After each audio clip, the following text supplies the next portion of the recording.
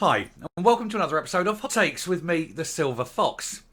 Now, there is one crime for which only a man can commit under Scottish law. That crime is the R of a woman. Can't say the word, YouTube and all that.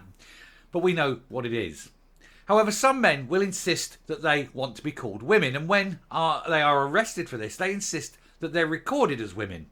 This is clearly wrong. They are men, regardless of what they want to call themselves. And so to this end, there is a campaign group that are setting up to ensure that police only record the perpetrators of this crime as male, regardless of how these animals wish to identify themselves. And there was a committee meeting and the pressure was piled on. And we're going to have a look at this because I think that their argument is, of course, correct. I think that 99% of my audience agrees that these weird, mentally ill people cannot ever be regarded as female in any way, ever, but certainly not after they commit these crimes. And we've seen from the likes of the Andrew Miller case, where some men dress up as women in order to actually commit these crimes. So we'll take a look at this and see what is going on and see why the government are so reticent as to do it. This, of course, on the day we are about to hear from Lady Haldane. Most interesting. Here goes. So MSPs come under pressure to force police to accurately record the sex of ARAs as male. Yeah, I mean, you can't be sitting there doing this to a woman and then going, yes, but I'm a lady. Call me Susan. I've got a nice frock on. As you're sitting there looking at a victim who's been penetrated like that with your presumably lady penis. An evidence session heard that there is nothing more misogynistic than allowing an ARA of women to decide that he can be recorded as female. Because obviously he can't. Police Scotland should always record every ARA of women as male, regardless of their gender identity, says two of Scotland's leading feminists.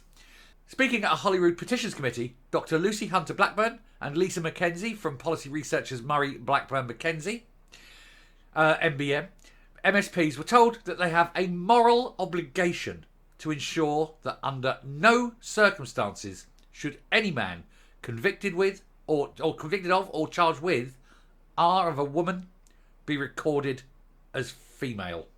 And I completely agree, and I think that 99.9% of all of you think likewise. It is absolutely wrong.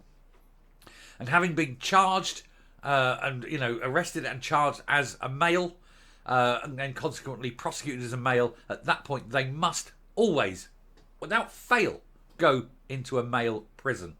But not just for this crime, but for all and any crimes. Born male, XY chromosome, none of your crap, you go to a man's jail. End of story. Their petition was launched in 2021 and it sought to toughen up police records after a number of offenders, most notably Adam Graham, who now pretends to be Isla Bryson, were recorded as female despite being charged with R. And in Scottish law, this can only be carried out by a male-bodied individual. Women cannot be charged with it. They can be charged with other associated things. If a woman assists a man in the R of another, she can be prosecuted, but not for the penetrative act. But there is an aside charge that goes with it that carries the same penalty, it must be said. Anyway, it was feared that inclusivity and self-ID have been given priority over the accurate records and the experience of those who have been assaulted by sex criminals. Miss Hunter-Blackburn said during the evidence session that it's a long-standing failure to deal with the issue. But of course the SNP aren't really concerned. They don't care about women. They're trying to eradicate even the existence and definition of what it is to be a woman. And certainly, and one can see from the changes to the Justice Act and from the lax sentences that's being handed out, that this crime is not one they particularly want to make a bad thing of. They want it sort of normalised, particularly amongst children, it must be said.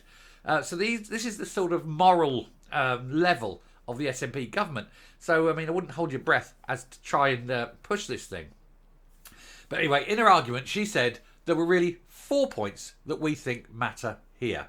And she went on to highlight the importance of accurate statistics that the public trust and said Police Scotland must take responsibility for their paperwork, and they must. She said, we really are watching public bodies play ping pong with this issue and fail to take responsibility. This is not difficult. Police Scotland have the ownership of their data. They should own this decision, she said. And she pointed to the moral obligation to support victims who live with the traumatising experience of being attacked and violated by men, not women. Finally, Dr. Hunter Blackburn added, we have evidence that it is open to individuals who have been convicted of serious sexual assault to choose whether to be recorded as a man or a woman, and we cannot think of anything much more misogynistic than a man being able to choose whether he's recorded as his sex or the opposite, or as the opposite one. SNP MSP Fergus Ewing led the questioning and said many people, including himself, he said, think that they are frankly at it and are bad actors in reference to male predators who use gender identity to manipulate the system. They are not men.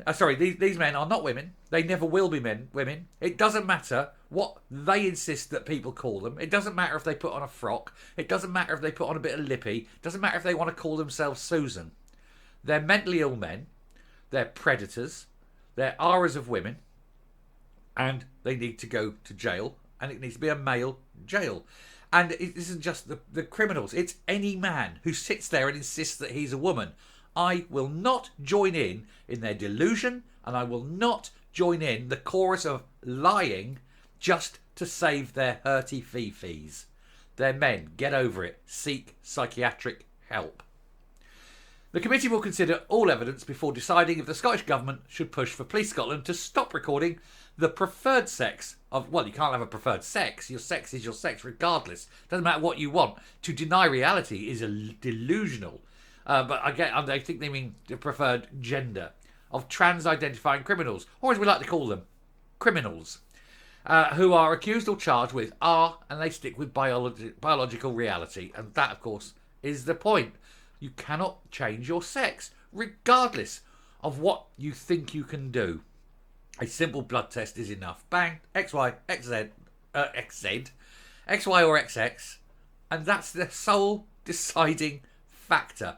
And if you have a problem with reality, seek help. But don't force your delusional misbeliefs on other people. They're not obligated. I'm not obligated to join you in your delusion. I live in a real world, and I will not be guilty of misgendering you if I call you a man when you're dressed as a woman. That's not misgendering, and it's not hate. It's called reality. And, of course, I always say, 2010 Equality Act is on my side, because this is a deeply held philosophical belief, and in that act I am protected because I have that deeply held philosophical belief.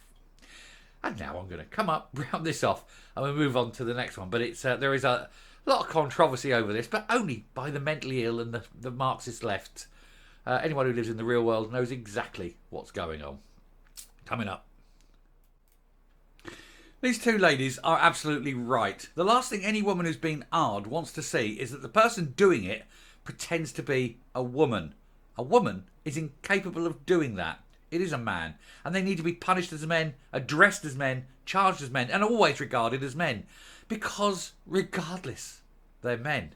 They are born men, they are men, and they always will be men. They will die men. In 100 years, someone will come along, dig up a body and go, oh, it's a man. No matter how many lipsticks he wears, no matter how many frocks he puts on, and no matter what he calls himself, it's still a man. Thank you very much for watching. I'll stop there. We will carry on. We've got lots to get through today, so do please hit the subscribe button, ring the bell, leave a like, leave a comment, please share the video, and I will speak to you later. Bye.